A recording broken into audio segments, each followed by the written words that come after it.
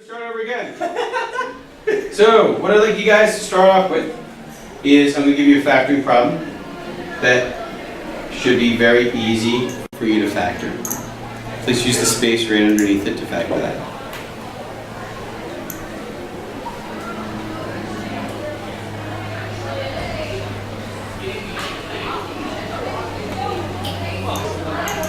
Okay? Please check with the neighbor.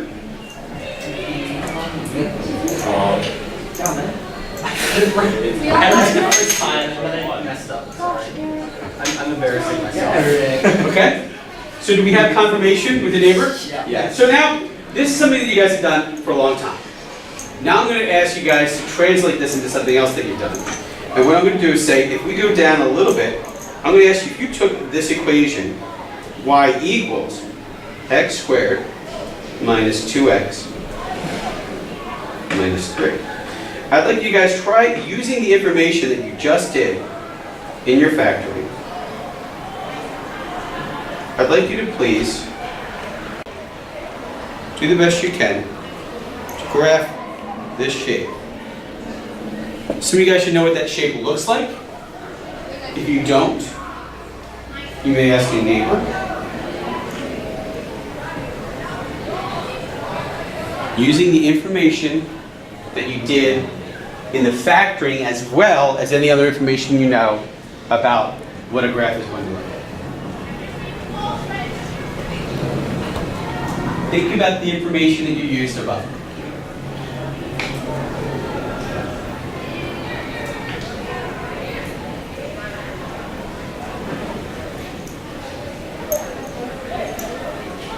Okay, some of you guys have quickly found 3 points. 3 points.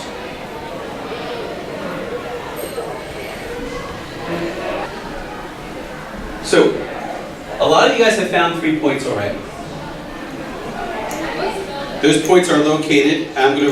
Hopefully, I will be coinciding with where you are. You should see me right exactly where you are. You should see a point there, a point there, and a point there. I'm in orange relative to your black. So hopefully you should see the same points where I am. Likewise, I'm doing. So, in the event that we want to try and draw, what shape is this going to be? What's it going to be here? Parabola. It's going to be a parabola.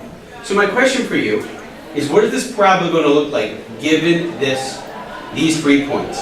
Given the fact that this is going to be a parabola, where's the bottom point going to be? Is it going to be to the right or the left of the x-axis? The right. The right. Where's it actually going to be located? At 1, negative 1. How do you know that? How do you know that the bottom?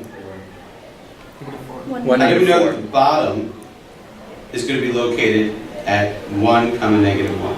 Negative What's 4. the reason why? Right. 1, negative 4. Oh, sorry, 1, negative 4. There we go. Sorry. Why is it going to be 1, negative 4? What's the reason why? And don't just say because you know. What's the reason why?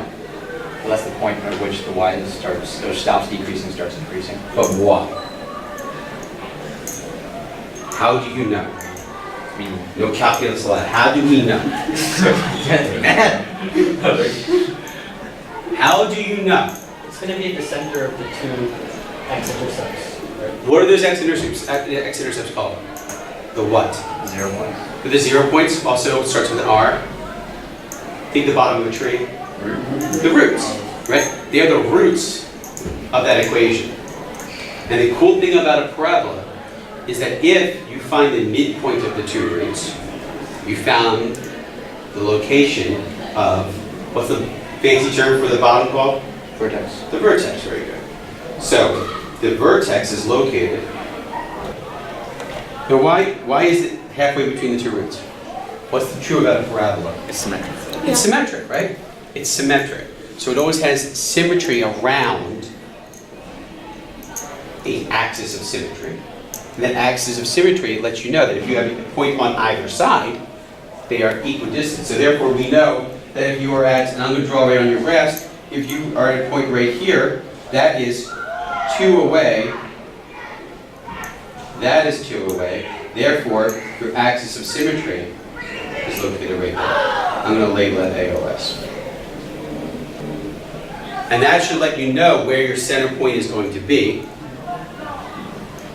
and helps you find that very